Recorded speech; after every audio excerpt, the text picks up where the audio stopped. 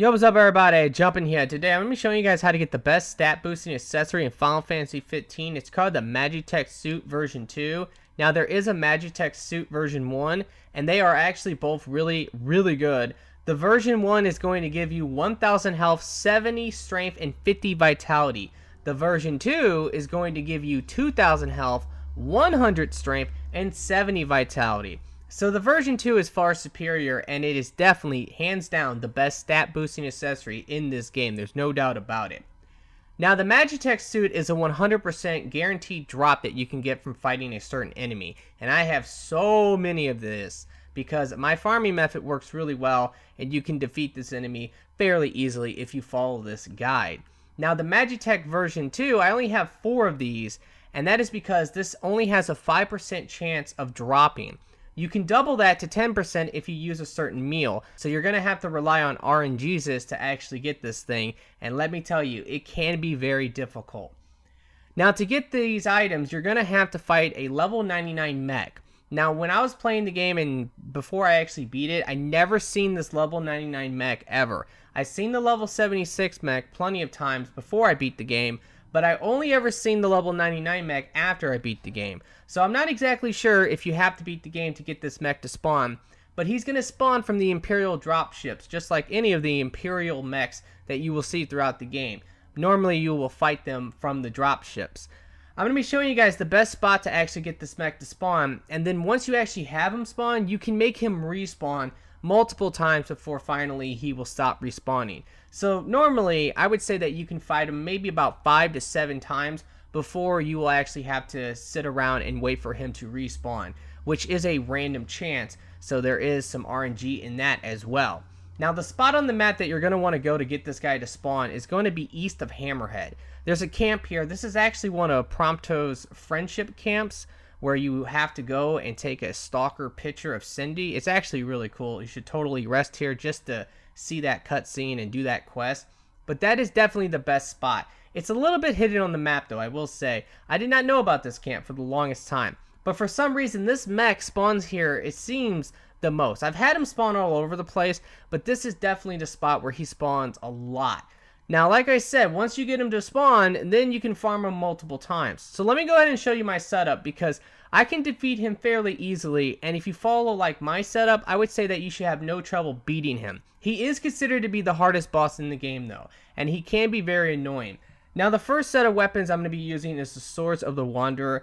I really like these, but you can use any royal arm that you want. The whole point of this is just to drain your health. That is really all it's there for. The next weapon I'm using is the Axe of the Conqueror. Now as I'm farming enemies waiting for him to drop, I normally use the Zwill crossblades because they are extremely good and they can kill normal enemies extremely fast. And once the mech spawns, I will switch this to the Axe of the Conqueror so I can get some bonus strength.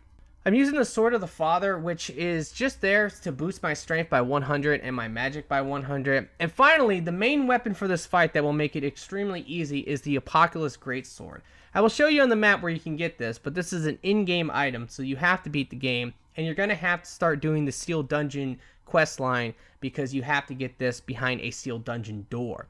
Alright, so let me go ahead and show you where you can find this weapon. It's going to come from the mines, which is going to be located somewhat close to Long White Rest area. And once you actually beat this place, then you can come back later and do the sealed dungeon. Now to get the Apocalypse Greatsword, it's fairly easy because all you have to do is make it to the first camp. And then if you can beat this place, you're going to get the death penalty handgun. And that's actually a really good handgun that you can use on Prompto if you want to. So this place is definitely worth doing, but the Apocalypse Greatsword is the main weapon here. And it's actually somewhat underrated. I don't really ever see people talking about it much. It is considered to be the best greatsword in the game just because of its base damage. But the Dominator is definitely considered to be the best by most people because of its holy damage and the bonus damage that you get versus demons. Now the Apocalypse Greatsword's effect is that when your health is at 1/3, then you're going to get bonus damage. And this can actually get pretty ridiculous fairly quickly. So that's going to be our strategy for this fight, is to lower our health down with the Swords of the Wanderer. We're going to be buffing ourselves with an item, and we're also going to be using enhancement, because Angelus is going to be really the only ally here that you're going to want to use. If everyone else dies, it's not a problem.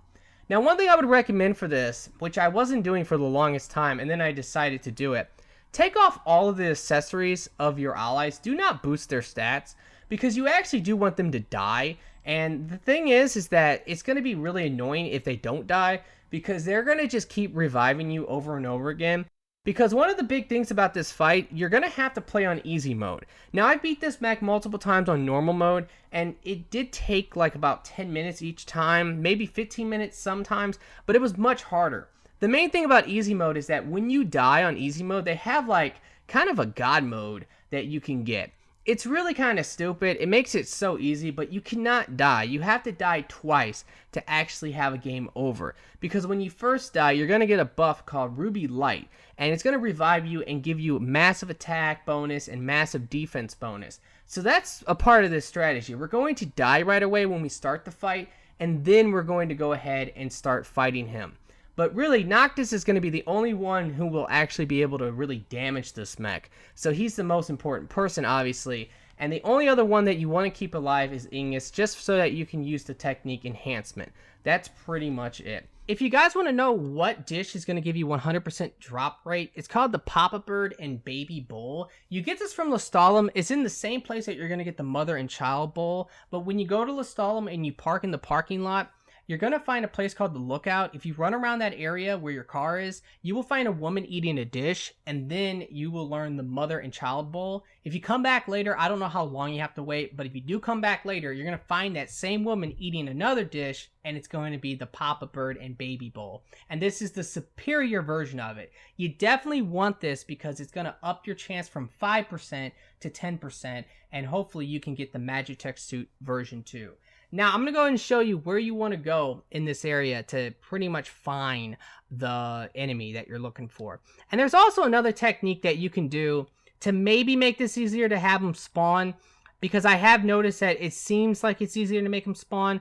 But over here, there's going to be some scorpions by this bush. So yeah, that's pretty much it. Just kind of like stand in this area and then blow your whistle, your enemy whistle, multiple times to summon enemies, and you can farm a bunch of AP doing this. I mean, I've gotten thousands of AP just waiting for this mech to spawn, running around killing easy enemies, killing Magitek troopers, and that's pretty much it, guys. So that's what you need to do to get this thing to spawn. But another technique is to actually just save your game and then load your save. Every time you do that, one of the engines will spawn automatically. I don't know why. It just does. And it seems like it's faster to have them spawn that way than to actually go ahead and just kill enemies over and over again. But yeah, you can do it either way you want. I would recommend farming AP though, because it's a nice way to farm it. But once you find them, then you can go in and fight them. And I'm going to go ahead and cut this ahead, guys, until the fight, because I'm going to have to wait for them to spawn. And once I have them spawn, I will commentate the fight and tell you exactly what you need to do to beat them and how to go ahead and exploit them to make them respawn again. Alrighty guys, so I just got him to spawn, and the very first thing I'm going to do is try to die on purpose. Now this can actually be the most frustrating part of the entire fight, because when you're trying to die on purpose, your teammates are going to keep picking you up, and that can actually be really annoying. But once you actually do die, you're good to go. If your teammates die right here or go into danger mode, that's something you want because you don't want them picking you up. So that is actually a good thing. So now I'm just going to go ahead and use a royal arm. It doesn't matter which one you use. I really like the Swords of the Wanderer though. It's so good. It actually hits for quite a bit of damage in itself. But if you're looking at my damage number now, you can see that you really do no damage to this guy. He has such high defense. So what I'm going to be showing is how you can actually hit him for so much damage. It's actually really crazy, because normally this takes so long because he just has so much defense, and no matter what you throw at him, he just doesn't really take much damage at all. So right there, I just got revived, and like I said, that can be actually very annoying and very frustrating. So I'm just going to go ahead and spam. Everyone is in danger. This is what you want to see. Okay, because once everyone is in danger, you know for a fact you're gonna be killed here, as long as you just let the guy kill you. So I wish he would shoot rockets at me. Okay, he hit me with one. That's good. And he's wigging out. That does happen, and I just got killed. That's perfect. Now the thing about that is that when you actually are on easy mode, you get this buff called Ruby Light. I did not even know about this, to be quite honest. That's kind of crazy. But yeah, it's really, really awesome. So I need to go ahead and find Ingus. Actually, Prompto's just going to go ahead and save him for me. But he's actually the only important team member in this entire fight, to be quite honest. So now what I'm going to do is I'm going to go ahead and drain my health down on purpose once again, but I'm not going to try to die. I'm going to try to get it down really low so that I can go into like a hyper mode. That's the way to think of it. Now I'm going to use enhancement from Incease. This is actually a really good ability for two reasons. It's going to buff your damage, and also it's going to go ahead and save you from when this guy will try to counter you. You can go ahead and use your technique, and then boom, you will actually counter his counter. Now this is a problem right here, is that Incease can actually regenerate your health if you have the perk, so that can be actually kind of annoying. Another thing that I would definitely recommend using is muscle simulants, because these will buff your attack, and you get a bunch of these from the Magitek troopers, and you should be farming them like crazy anyway, so you should have like 99 of them in no time. So now that we are in hyper mode, we have barely any health, we have our attack buff from the item, we have enhancement, I'm going to start to warp strike his face.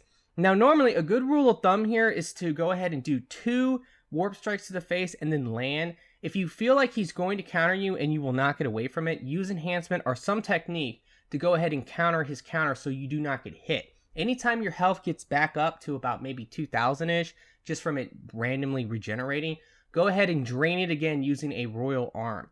But let's go ahead and get into this. And also, do not summon for this fight. It doesn't actually do anything. So right now, I'm doing pretty insane damage to him. And I'm just going to spam. See right there, he's going to counter me. There was no way I was going to dodge that or get back to the ground in time to dodge it. So I'm going to go ahead and use enhancement to save my health, because I do not want to go into danger mode, because then I have to start the whole process over. When he does this right here, which is like a little move you can parry, you want to spam the shit out of Warp Strike, because you can get in about 5 or 6 of these before you actually have to stop. So right here, I'm hitting him for 9,999, which is really, really insane. If you've ever done this fight before, that is some crazy numbers that you can get using this greatsword. This greatsword is so good. Now, if your MP does drain, you can go ahead and point warp, but that's going to start to regen your health. So normally, I just use an item to restore it, and I'm also going to go ahead and now use another item to buff my attack.